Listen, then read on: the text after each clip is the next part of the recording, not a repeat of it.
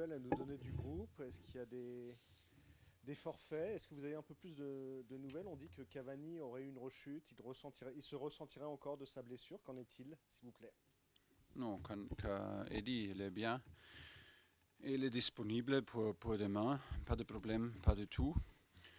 Euh, c'est Neymar, Thilo Kehrer et Thomas Meunier qui ne sont pas capables de jouer.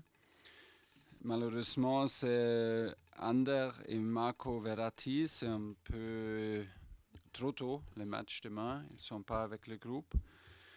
Euh, on pense qu'ils retournent lundi avec le groupe et j'espère qu'ils sont disponibles pour mercredi.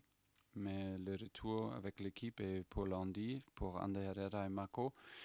Et malheureusement, Thiago, il est un peu malade depuis cette nuit. Depuis aujourd'hui, il n'est pas avec le groupe aussi. Ça veut dire que c'est un peu trop et on doit accepter.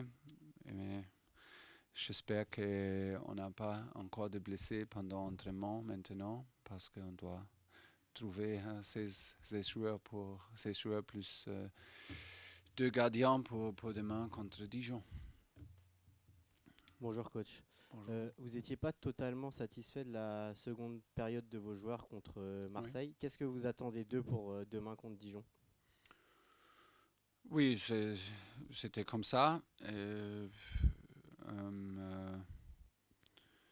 pour demain, j'attends une équipe. Ils sont le dernier dans le tableau, mais dans les statistiques, ils ne sont pas le dernier équipe. Ils sont au milieu ou un peu en bas, au milieu dans le tableau. Et pour ça, j'attends qu'on prépare sérieusement et qu'on joue avec beaucoup d'efforts. Ça, c'est le plus important. Qu'on continue. On a fait 3 matchs maintenant après la trêve, 3 victoires. Mais il y a beaucoup de choses d'améliorer. Et c'est maintenant, après les 3 victoires, c'est important pour moi qu'on n'attende pas de tout le monde qui dit « Ah oui, c'est le premier contre la dernière équipe, c'est facile, c'est encore 3 buts, 4 buts sûrs, il va marquer, il va donner quelques minutes pour lui. Pour lui, c'est pas comme ça. C'est un match de Ligue 1 et c'est important qu'on retrouve notre intensité et notre effort parce qu'on a donné beaucoup, on a donné tous pendant chaque match. Et c'est pas notre meilleur match, c'est pas un bon match le deuxième mi-temps contre Marseille parce qu'on a manqué d'intensité, on a manqué un peu d'effort. Et voilà, on doit retrouver, on doit recommencer. Et ça, c'est pour moi le plus important, que nous sommes capables de gagner les 3 matchs, Dijon, Bruges et Brest. Et ça commence aujourd'hui, et ça commence demain, ça continue demain à Dijon. Un match à Dijon, c'est jamais facile. Et on doit retrouver, on a quelques joueurs qui ne sont pas disponibles, et voilà. Bonjour, ici Ambroise Dion pour Yahoo Sport. On va continuer sur la même thématique. Justement, vous insistez très souvent sur le fait que c'est plus dur pour le Paris Saint-Germain de rester très concentré et de garder toujours la même intensité quand ça paraît facile. Donc ce sera le cas contre Dijon, c'était le cas lors de la deuxième mi-temps face à l'OM. Est-ce que c'est vraiment la principale marge de progression de votre équipe, rester concentré et garder ce mental tout le temps? Merci. Oui, je ne sais pas si c'est une progression pour nous, mais je suis convaincu que c'est absolument nécessaire si on va être une grande équipe, si on va être le champion en France, si on veut être cette équipe, si on veut gagner le coupe, si on veut gagner le match dans la Ligue des Champions, c'est absolument nécessaire d'utiliser chaque jour pour améliorer. et pour donner tous pendant l'entraînement et pendant le match. C'est nécessaire parce que ça crée une atmosphère spéciale et ça peut créer une atmosphère qui est nécessaire pour être une équipe extraordinaire. Oui, c'est une des choses plus importantes. Bonjour, je suis Tourelle, Arnaud, Herman, l'équipe. Deux petites questions au sujet de Cavani. Est-ce que demain, est-ce que demain ça peut être l'occasion de lui redonner un peu une place de titulaire, puisque il n'a pas eu pour Eddy. Pour Eddy, ouais. Et comment, et là c'est vraiment un peu en dehors de l'aspect simplement sportif, comment vous le trouvez actuellement? Est-ce que vous le sentez heureux, épanoui, content de ce que Moi ou lui? Oui, vous. Moi? Oui, comment vous le trouvez, lui? Ah, lui? Oui. Ah non, il est... Non, comme je dis, il est black, pas complètement heureux, mais parce qu'il était blessé pour beaucoup de semaines et il veut nous aider et c'est nécessaire qu'il est avec nous et qu'il joue avec nous. Mais il n'était pas là, il était blessé et c'est pour ça qu'il n'est pas complètement heureux, c'est absolument normal. Et maintenant, il doit combattre comme chaque joueur pour le rythme et pour avoir sa place dans l'équipe. Et voilà, on doit penser pas seulement pour un joueur, on doit penser toujours pour l'équipe et c'est une chose c'est son caractère aussi. Eddy, il est en numéro 9, il est notre buteur, non? Notre buteur et un des plus grands buteurs dans ce club. Mais en même côté, il pense toujours pour l'équipe, et maintenant c'est une phase un peu difficile pour lui parce qu'il n'était pas là et l'équipe a fait très très très bien sans lui. Et maintenant, dans ce moment, sa rôle est un peu changé, mais ça c'est le moment maintenant. Et il est super professionnel, il est là, il est dans un bon état d'esprit pendant l'entraînement. Quand même, il n'est pas complètement heureux, c'est normal. Chaque joueur qui ne joue toujours, il n'est pas heureux. Ce n'est pas une chose spéciale pour Eddy, c'est absolument normal parce qu'ils sont... Tous les joueurs sont des champions, tous les joueurs ont, ont beaucoup d'expérience et de qualité. Ils veulent jouer toujours. Mais il sait que c'est un effort de l'équipe et c'est une saison très très longue. Et oui, c'est le moment maintenant. Et dans ce moment, il est fiable, il fait entraînement avec beaucoup de qualité et il s'entraîne avec un bon état d'esprit. Il est tranquille. Oui, c'est ça. Pas de... Vous l'aligner en titulaire demain? Peut-être. Pas décidé? Non. Bonjour Thomas, Benjamin Corrèze, Goal.com. Concernant Layvin Kurzawa, on ne l'a pas vu sur la feuille de match à Bruges, il n'était pas dans le groupe pour le match contre Marseille. Ouais. Qu'est-ce qu'il doit faire de plus désormais pour rentrer de nouveau dans la rotation? Et est-ce que selon vous, il a tout intérêt aujourd'hui déjà à envisager un départ cet hiver? Non, Layvin, il est un joueur pour nous et j'ai confiance à lui. Mais dans quelques moments, c'est nécessaire de prendre des décisions. Je ne suis pas un grand fan que je peux seulement sélectionner 16 joueurs plus de gardiens pour un match. Pour moi, c'est presque ridicule. Parce qu'en Italie, en Allemagne, je ne sais pas en Angleterre, mais on joue avec 10 joueurs, on peut seulement changer 3 joueurs et je dois sélectionner 6 joueurs pour 3 postes, c'est pour 10 postes, pour trouver des solutions pour 10 postes parce que je ne sais pas en avant si un attaquant est blessé ou un joueur au milieu ou un défenseur gauche ou 3 est blessé. Et c'est pour moi pas possible, mais c'est comme ça, ce sont des règles. Et à Bruges et contre Marseille, c'était comme ça que Juan Bernat a commencé, Thomas Meunier a commencé contre Bruges, et c'était Colin Dagba sur le banc pour remplacer peut-être Thomas Meunier. Et à gauche, c'était Abdou Diallo, parce que Abdou, il peut jouer plusieurs postes. Il peut jouer à gauche, mais il peut aussi remplacer Kimpembe. Et voilà. Et Levin, il est un spécialiste pour moi. Il est un spécialiste. Il est un défenseur à gauche. Et pour ça, c'est un peu plus difficile de trouver une place sur le banc. Ça ne veut pas dire qu'il n'a pas mérité. Ça, c'est pas dire il n'a pas mérité ou je n'ai pas confiance. C'est pas comme ça. Mais pour trouver 6 joueurs, pour avoir beaucoup de solutions pour 10 postes, pour remplacer, c'est difficile de prendre Levin quelquefois ou prendre un spécialiste. Et Levin, il est pour moi un spécialiste.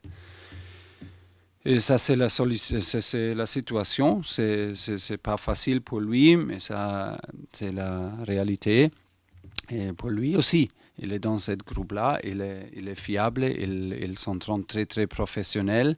Et c'est absolument nécessaire parce que pour un spécialiste comme lui, c'est toujours possible qu'il n'est pas avec l'équipe et le prochain match, il commence peut-être. Et pour ça, c'est pas... quelquefois, c'est pas comme ça que tu dois être sur le banc et après le banc, tu joues 20 minutes et après tu commences. Non. Pour lui et sa poste, c'est possible qu'il n'est pas avec nous contre Marseille, mais il commence contre Dijon. Thomas, Stéphane Bianchi du Parisien. Vous jouez quasiment à chaque fois désormais en 4-3-3. Quelles assurances vous apporte ce système et avec la future entrée de Neymar, est-ce qu'on peut imaginer que vous bouleversiez ce schéma ? Je ne sais pas si on change le schéma pour un joueur. Non, je ne sais pas. Je ne suis pas sûr parce que on joue très fiable, on joue très compact, on a beaucoup d'avantages avec ce système-là. Pour les 3 au milieu, c'est bien pour nous pour contrôler le match et pour contrôler tous les espaces et aussi des demi-espaces. Mais je ne décide pas maintenant. Mais ce n'est pas une question si Ney est là ou pas là. Il a joué beaucoup des années pour Barcelone. Barcelone joue toujours 4-3-3 comme nous aujourd'hui. Ney a joué un numéro 10 pour nous. Il a joué un numéro 9 à Bordeaux. Toutes les choses sont possibles avec lui. C'est inverse pour moi. On peut jouer tous avec Ney parce qu'il peut jouer tous. Il a sa qualité extraordinaire et c'est la même chose avec les autres. C'est pas une chose de créer pas la question pour moi de créer une structure pour un joueur ou pour 2 joueurs, mais pour l'équipe et en même temps pour l'équipe et pour les joueurs de trouver des espaces où ils se sentent confortables. Ça, c'est le défi. Ou peut-être quelquefois où on pense qu'on peut trouver des espaces pour attaquer plus facile ou pour défendre plus facile. Ça, c'est toujours le défi pour nous, si tout le monde est là. Mais pour demain, je dois dire, c'est difficile de trouver ces joueurs. Et comme je dis en avant, au début, tout le monde doit être là. Et après, on peut penser de ces problèmes qui ne sont pas des problèmes parce que les gars comme Ney et tous les autres en attaque, ils ont des qualités de jouer plusieurs postes et on va trouver des solutions. Et peut-être, si tout le monde est là, on va aussi avoir des décisions difficiles. Oui. Peut-être, mais après, on va voir si nous sommes une équipe où nous sommes capables de penser toujours pour l'équipe. Oui. On va voir. Bonjour Thomas, Jean-Romain pour Téléfoot. La presse espagnole évoque des tensions entre Mbappé et vous. Quelle est votre relation avec Kylian? Avec Kylian. Et la presse qui? La presse espagnole. Espagnol. Ils sont... ok. Ah oui, ils sont la presse espagnole, ils sont toujours là, hein, dans notre vestiaire et dans mon bureau. Et pour ça, c'est absolument nécessaire qu'on doit répondre la presse espagnole. Qu'est-ce que je peux dire? Rien. Et ma relation avec Kylian, c'est top. Pourquoi pas? J'aime jouer avec lui. Je suis très heureux qu'il est avec nous. Il fait des choses décisives et il est un gars avec un sourire toujours. On peut rigoler chaque jour avec lui et je ne vais pas arrêter de lui pousser parce que c'est comme ça avec des joueurs très très talentueux. C'est le défi pour les coachs de toujours pousser parce que nous ne sommes jamais satisfaits parce qu'on sait qu'il est capable de des choses énormes et extraordinaires, mais la relation est top. Bonjour, Brice Ivanovic, la chaîne L'équipe. Marco Verratti a prolongé son contrat jusqu'en 2024. Oui. Est-ce que c'était indispensable pour le PSG de le prolonger de 3 ans? Et quel impact aujourd'hui, quel rôle il a dans le groupe? Ah oui, pour Marco, je dis beaucoup de fois, c'est super, super important. Il est un joueur clé pour nous. Il est un des meilleurs joueurs au milieu du monde. Il peut toujours améliorer. Et maintenant, il est un gars super fiable et avec beaucoup de responsabilités dans les groupes. Il pense toujours pour les autres. Il pense toujours que tout le monde est heureux. Il est vraiment un joueur pour une équipe.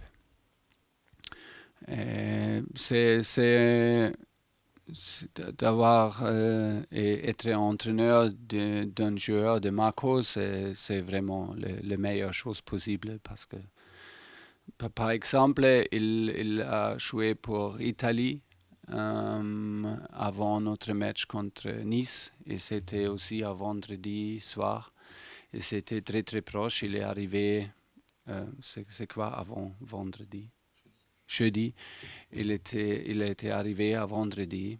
J'ai parlé avec lui, il a dit non, je vais jouer à Nice, Et à Nice, on a décidé qu'il ne va pas jouer. On a fait entraînement ici à samedi, il était sur le terrain, il a donné tous, vraiment tous, dans des petits exercices. On a fait entraînement avec 8 joueurs.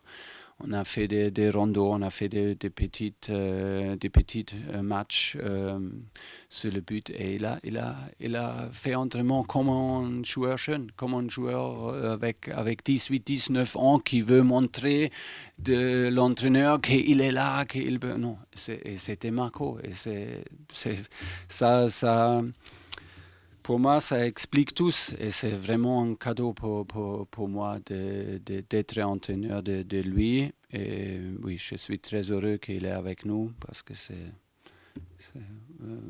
un joueur extraordinaire avec un caractère très très rare. Et je pense que tout le monde est heureux qu'il est avec nous. Thomas, Nicolas Payard d'Infosport Plus. On sait toujours que les rencontres avant la Ligue des Champions, c'est toujours un peu particulier. Et là, avec la deuxième période contre Marseille où vos joueurs n'ont pas vraiment joué, est-ce que vous attendez encore plus un match parfait du Paris Saint-Germain avec plus d'implication et plus d'intensité de la part de vos joueurs? Si j'attends un match avec Encore beaucoup plus, d'intensité. Ouais, plus, comme il n'y a pas eu de match en seconde période face à Marseille. Oui, plus que cette deuxième période. Exactement. Ah oui, c'est nécessaire. C'est absolument nécessaire. Si on ne joue pas avec un mieux comme cette deuxième période, je ne peux pas penser de gagner un match en Ligue 1. C'est pas notre... C'est pas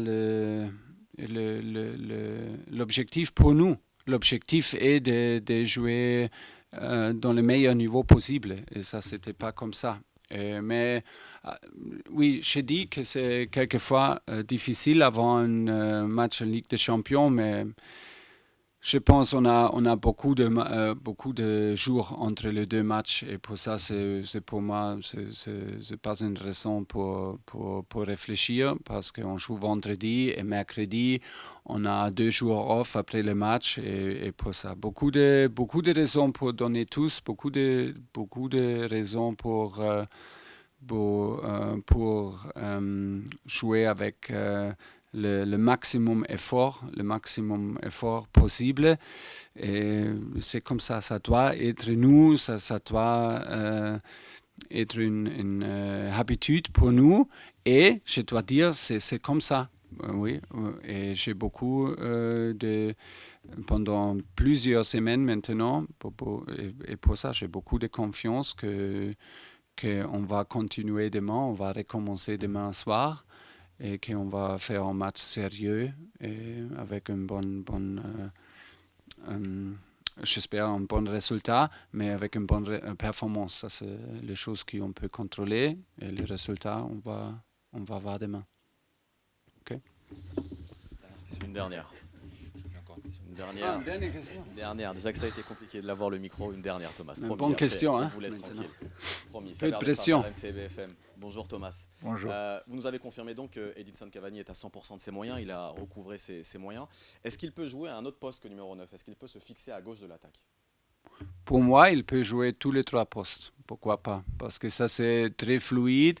Et pour moi, il va jouer, s'il joue comme à gauche ou à droite, avec sa qualité, avec les caractéristiques de lui, il va jouer cette poste différente que Choupo quand il joue à gauche ou que Pablo Sarabia.